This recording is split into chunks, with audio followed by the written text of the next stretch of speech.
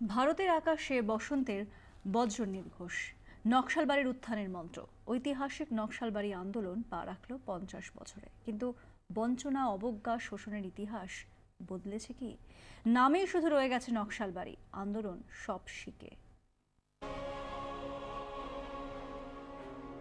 তারপর একদিন সমুদ্রের তপ্তস্রোতে বাষ্পের নিয়মে আকাশের পূর্ব কোণে লাল মেঘ জমে। কৌরবেরা হতবাক, দালালেরা বিস্ফারিত নেত্র। গোগৃহের রণক্ষেত্র, বিরাট কালের অজ্ঞাতবাসের বৃহন্নলা বেশ ছাড়ি গান্ডিবে টঙ্কার দিল নকশালবাড়ি।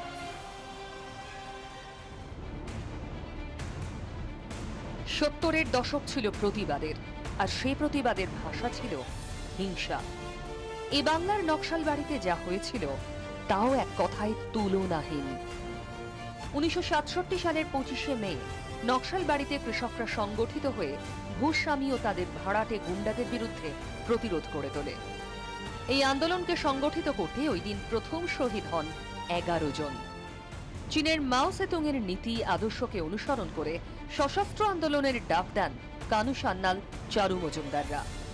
বারুদে আগুন পড়ে, দিকে দিকে ছড়িয়ে যায় এই কমিউনিস্ট আন্দোলনের আগুন। আজ আর নেই জমিদার বা জোতদার প্রথা, কিন্তু বঞ্চনা, গঞ্জনা তার শেষ কোথায়?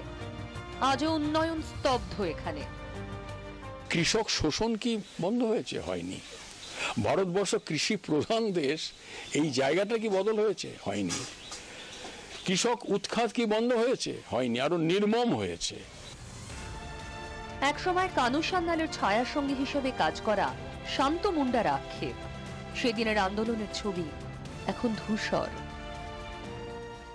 এখন 10টা গ্রুপ হয়েছে, 10টা গ্রুপের নেতা বলছে, ও বলছে আমার কথাটা সঠিক, ও বলছে আমার নীতিটা ভালো।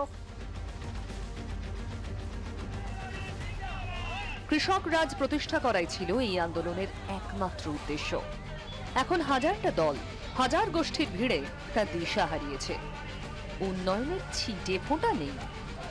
50 বছর পরও চলছে খুঁড়িয়ে চলা। অনেকের লোক জমিন নেই, কাজকর্ম নাই, বাড়িতে খাওয়ার লোক বেশি, কাজও পায় না, চলে যাচ্ছে দিল্লি, চলে যাচ্ছে কোথায় বোম্বাই। কোথায় গেল নকশালবাড়ির সেই আন্দোলন? কোথায় বা তার দিশা? এই নিয়ে প্রশ্ন উঠতে শুরু করেছে। নকশালবাড়ি থেকে ক্যামেরায় সুমিত রাউতের সাথে নারায়ণ সিংহ রায়, 24 ঘন্টা।